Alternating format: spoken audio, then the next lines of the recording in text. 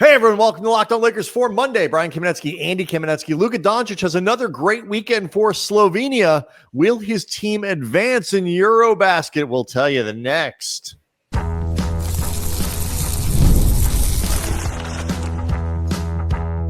You are Locked On Lakers, your daily Los Angeles Lakers podcast, part of the Locked On Podcast Network, your team every day. Thanks to everybody for making Locked On Lakers first listen of every day, Monday through Friday, no matter how or where you get your podcast, Andy. This one's always going to be free. We're never going to put it behind a paywall for people, not like some podcasts, which you really do have to go pay for.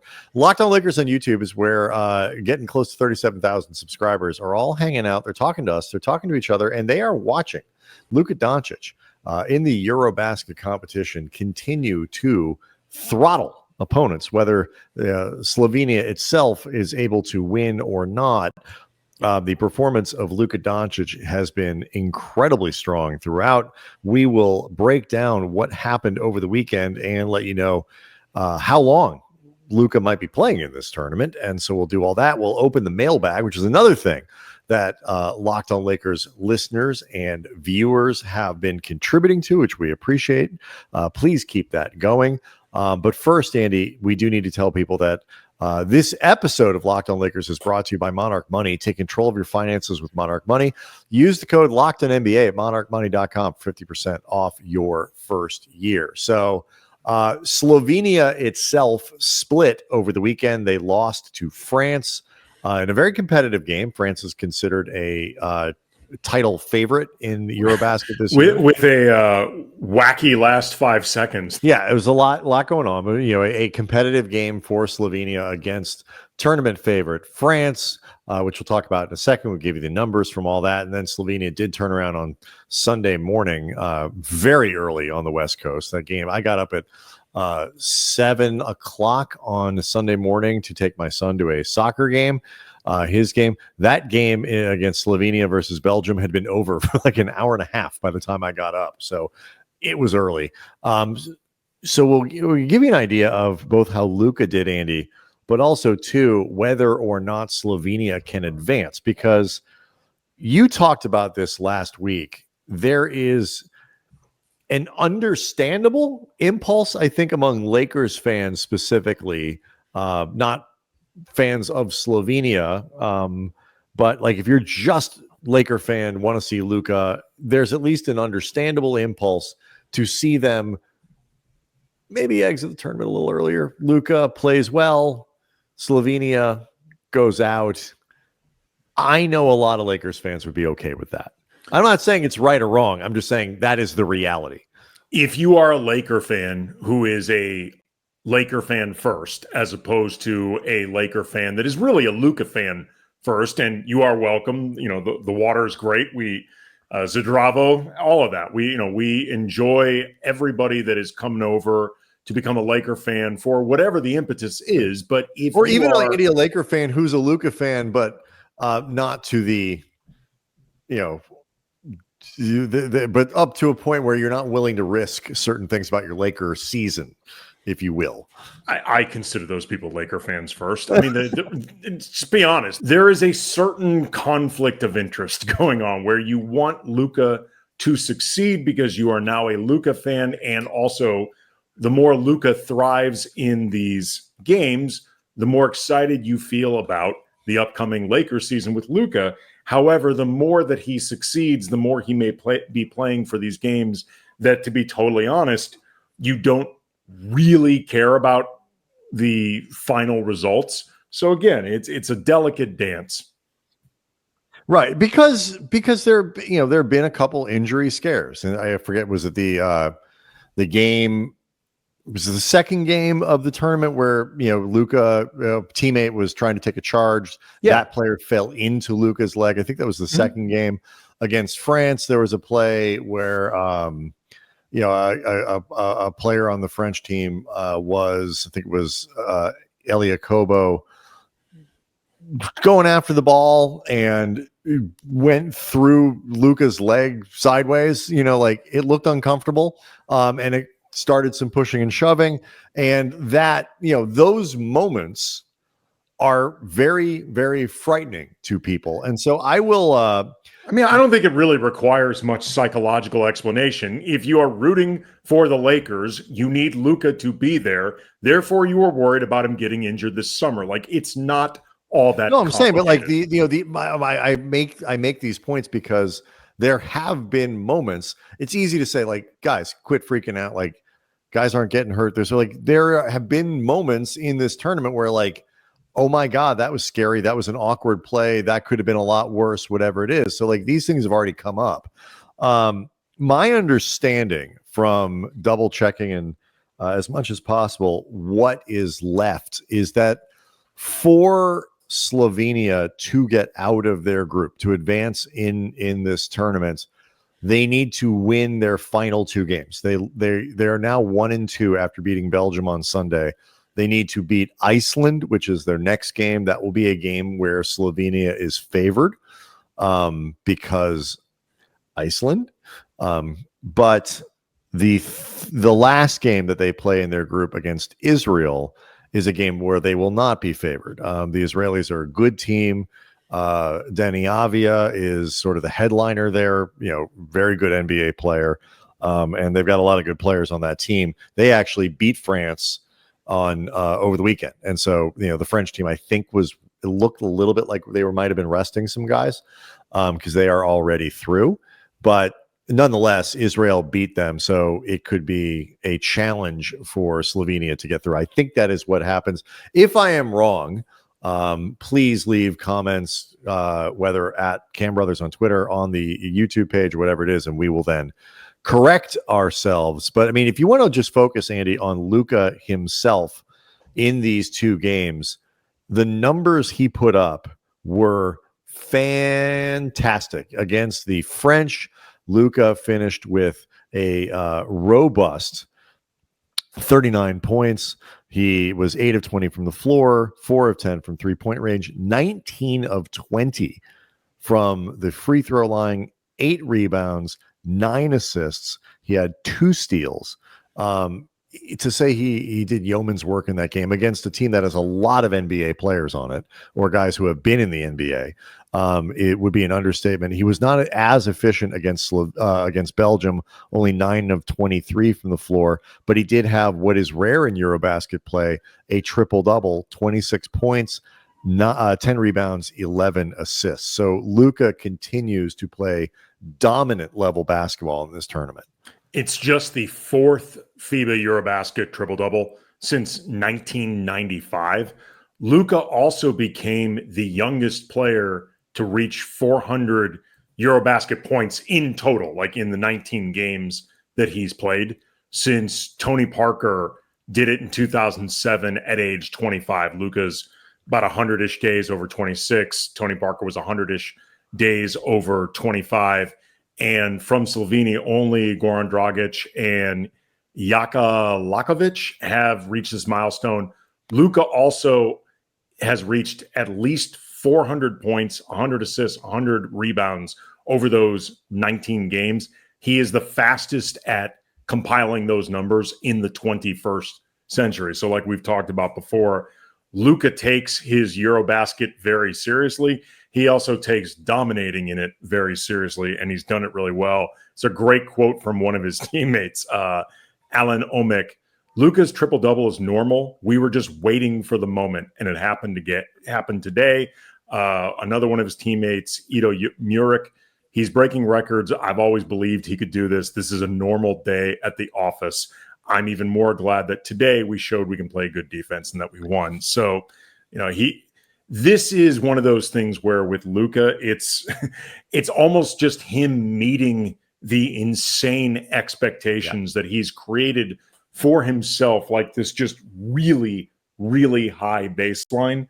And like a lot of great athletes, great Lakers before him, LeBron, Kobe, Magic, Kareem down the line, just keeps topping himself. A couple more things on this Eurobasket weekend for Luka, and then we will bust open the mailbag, talking first about JJ Redick. So all of that coming up next. Locked on Lakers is brought to you by Monarch Money, and most people can't name all of their financial accounts are even what they're worth, whether 401ks, properties, investments, which I think is kind of crazy. And if you don't have the full picture, you can end up leaving money on the table. That's why Monarch Money is here for you. It's an all-in-one personal finance tool that brings your entire financial life together in one clean, easy-to-use interface, whether on your laptop or on your phone. You can link all of your accounts in minutes, see data visuals, get smart characterization of your spending, and feel in control without ever even touching a spreadsheet. Like my daughter, she just started high school, which means it's not too early to start thinking about college and tuition, dorm expenses, all this stuff that is really overwhelming. But Monarch can help me streamline spending, figure out areas to be more efficient, maybe areas you don't need to spend there at all, and just create a plan for the next step. Take control of your finances with Monarch Money. Use the code LOCKEDONNBA at monarchmoney.com for 50% off your first year. That's monarchmoney.com, code LOCKEDONNBA for 50% off your first year. The Locked On Network, Andy, is trying to get your opinion on stuff. We put out these shows every day, not just ours, but across the network, every sport, every team, every city. And we want to know what you think of the work that we're doing. Put together a survey to learn more about our listeners, to make your favorite podcasts even better. It's a chance to tell us what you like, what you don't like. You can weigh in on our advertising, which I know is something that we get a lot of email about. So go to lockedonpodcast.com/survey to get started. Everyone who completes a survey will be entered for a chance to win one of 10 $100 Amazon gift cards.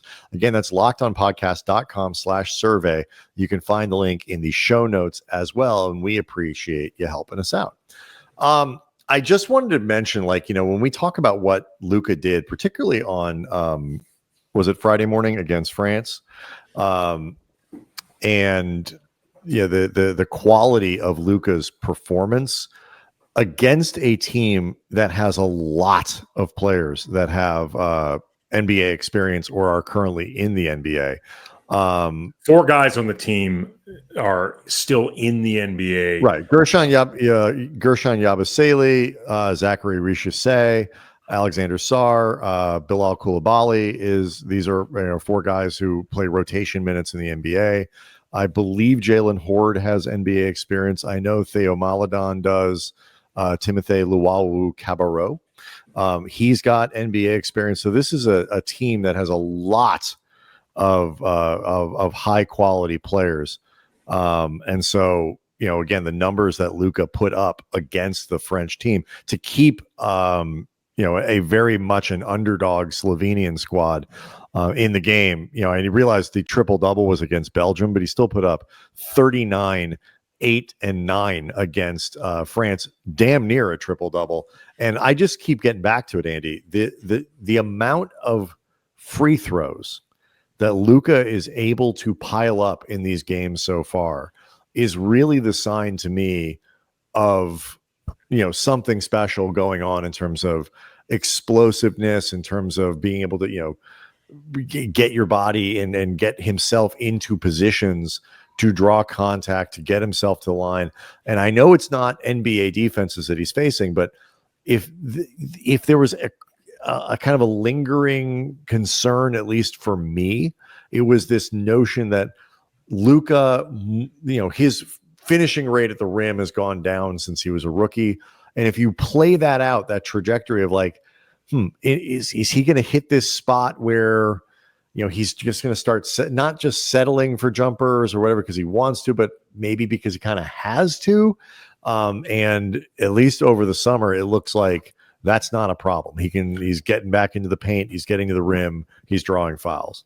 The only thing that really isn't working for Luka this summer in Eurobasket is the 3-point shot, which obviously if he's shooting 20-ish% during the Lakers season, that's going to be a problem, but I don't expect it to happen. So for the time being, I'm not worried about it at all. There was also the last 5 seconds of the loss to France, there was an incident that turned into a minor brouhaha between Slovenia and France. Guy named Sylvain Francisco for France was seemingly dribbling out the clock, and he and Luka met at the top of the arc, shook hands, little bro hug. Then as Francisco was dribbling out the clock, he all of a sudden darts to the basket and ends up scoring. And you see him actually look back towards his bench. And I am guessing because his coach, Frederick Faldo, defended him, reminding of a point differential. And that's how you end, kind of like the play-in tournament in the NBA. Or right. not, excuse me, the NBA Cup. It matters. Point differential matters. Right. I am guessing as he was dribbling this out, all of a sudden, folks on his bench, including maybe even his coach, started signaling him, hey, go score. Like, don't dribble this thing out. He apologized afterwards and said, quote, "I should have told him, no, defend, I'm going to attack. Suddenly I remembered the basket average. I regret shaking his hand too early. That's why I told him afterwards, I accept what happened. We have to move forward now." It's kind of hilarious watching it in real time. I get why the Slovenians and Luka were pissed off. I get it, but I don't think there was any malice behind it. Certainly, Luka has too much stature for players to try to punk. They're not going to try to embarrass. No, I agree. But what I think what it indicates, and just a reminder of, is just how competitive the tournament is. That this, Luka has, even setting this sort of thing aside, and again, point differential matters, and these things can become important and all that stuff. But Luka's picked up tees, I think, in every game, if not, maybe not one, but he's gotten teed up a ton in this tournament. There have been pushing and shoving. Luka got, I mentioned in the game against France, he got kind of sideswiped there, and that started pushing and shoving under the bench. There was a little scrapping, I believe, against Belgium. There's just these games are really chippy. European basketball in general is very chippy, and the crowds, it should be noted, are insane. We've done a lot of interviews and stuff like that with guys, American players who played overseas, and to a man, they will tell you some of these buildings and some of these crowds, you think, Oklahoma City's a rowdy crowd.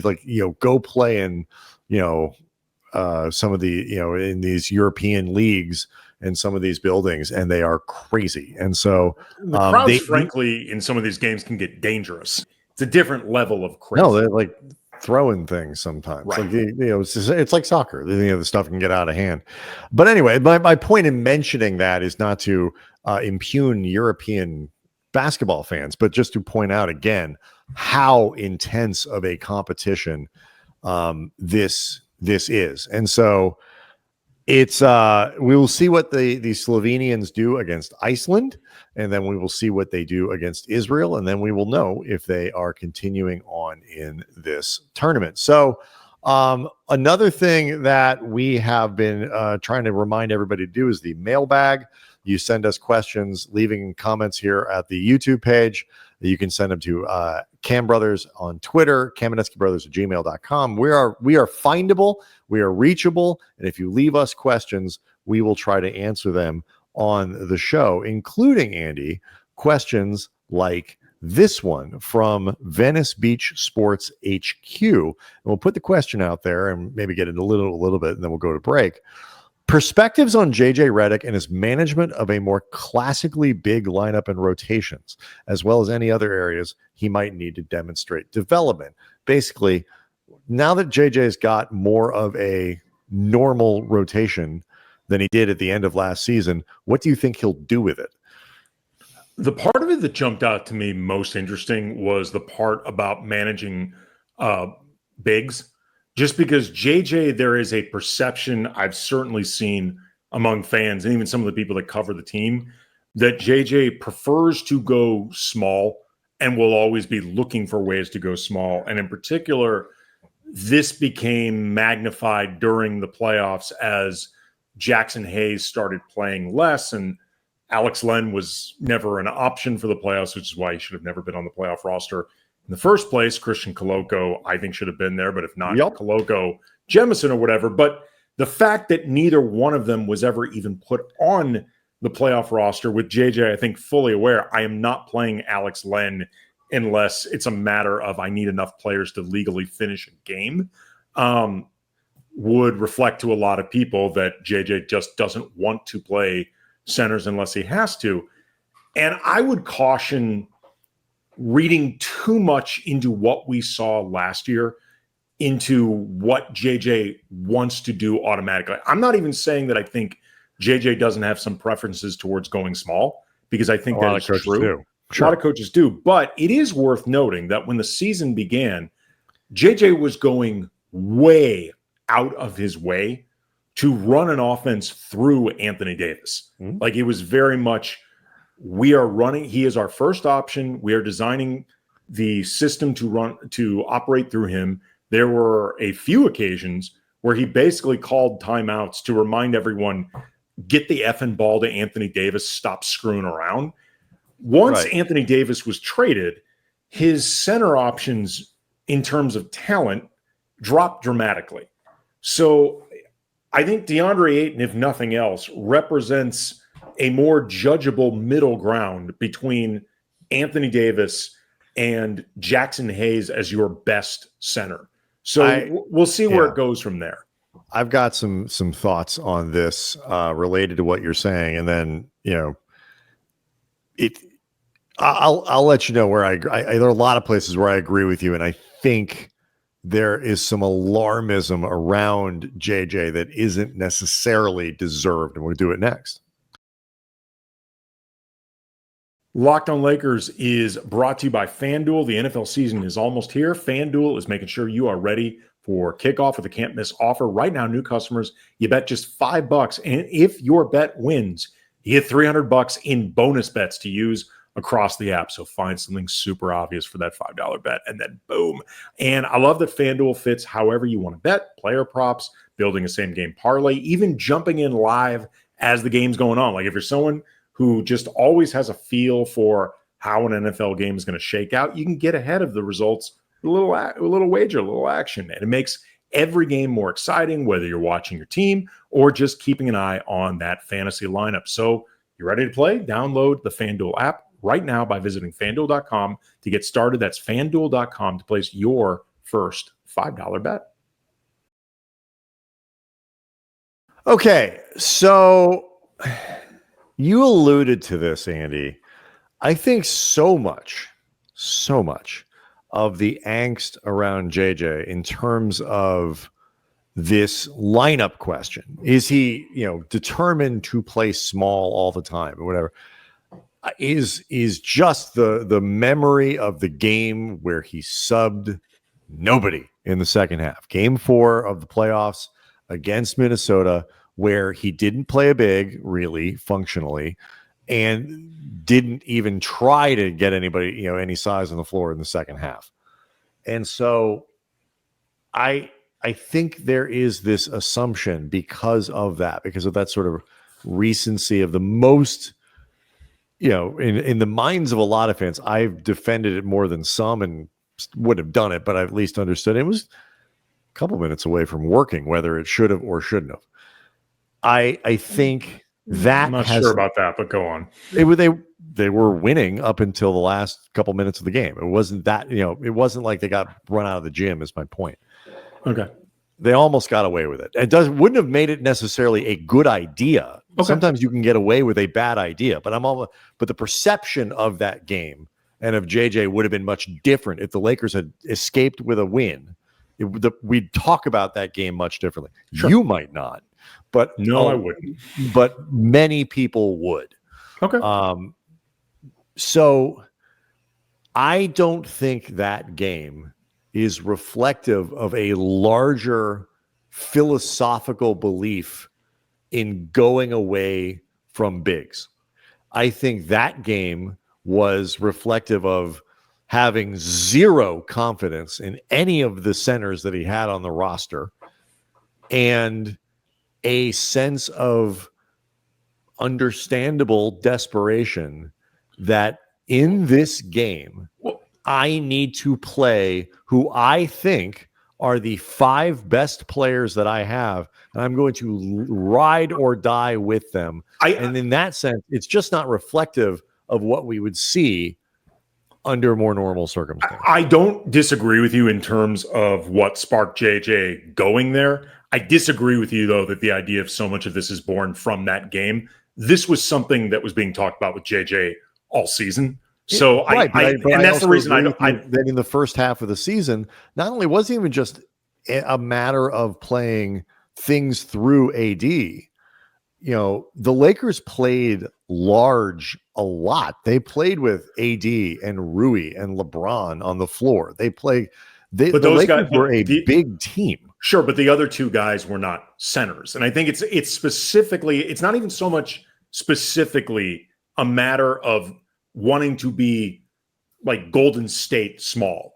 It's more a matter of playing without centers and valuing the skill sets of a Rui or a LeBron or last season a DFS more than the skill sets of a guy that's closer to an actual traditional center. And like I said, this went on during the regular season. But why? Why do you think that went that way? I think it was, once I already talked about what happened post AD, there was also a period that I think sort of gets lost in all the details of everything that happened during the season. But Jackson Hayes missed like 15 or so games with an ankle sprain.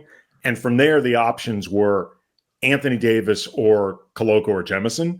And in those moments, and I think a lot of coaches would have done the same thing, JJ opted for either DFS or Rui or LeBron. Because those guys are better. He played better players. Right. That's why I personally would have a bigger problem with a coach shoehorning in a lesser center. I love the effort that Trey Jemison puts into a game. I think Koloko did some good things. I'm glad they've kept him around. I think he's got potential to become a rotation caliber center.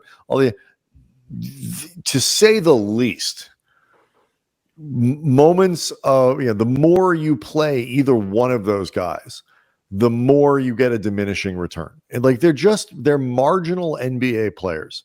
And if my choice is to go small and, put DFS out of position, play LeBron a little bit out of position, forced to play Rui up, as a center, I'm going to do that. Sure. Because, right. And so this year, he's got a center that's, like you said, much closer to the impact that Anthony Davis is going to have. And I think what you will see is Ayton plays 28 to 30 something minutes. And then you're still left with, and this is another mailbag question that we probably won't get deep into in this episode. We'll do it maybe for tomorrow. Like, you're still left with a situation where the backup center is at the very least a gigantic question mark. And so if you don't get, I think Hayes will play some. I think Kleba actually could play some, and then they may mix. He's the last center that JJ played. That's right. Well, they'll mix and match a little bit based on what you need out of a backup center that night. But there are going to be nights when you go from Ayton back to Rui, smaller lineups, LeBron at center, whatever it might be, depending on the matchup, because those are still better players. Absolutely. All I was disputing was the idea. That just reinforces to me, though, the idea that it's not, you're not, again, philosophically, he's not saying like, I'm going to play small come hell or high water because that's what I want to do. It's, I'm going to try to maximize my best players. Sure. And that's a different thing to me. Absolutely. I mean, like I said before, the only thing I was disputing was that so much of this came from that game 4 in the playoffs. I think it came way before then. I do think that there is some evidence in the way JJ has, I think, generally talked about basketball and some of the players and the skill sets that he seems to covet, that I understand where people's perception, positive, negative, or neutral, that JJ prefers to go small when possible. I understand where that comes from. And to be clear, this season may provide some evidence that that actually is correct. I just think this upcoming season is the better one to actually judge it on than last season. That's my larger point, is I don't think contextually there were enough options there for JJ to really say he was going small a lot of that time, because that's just philosophically what he prefers. That's all. But the only other thing I would add, and this is more just less about your analysis and more about just the way this gets talked about, it is a mistake in my mind to talk about you said it yourself. Like a lot of times what people are saying when you talk about going small is just playing without a center. Yeah.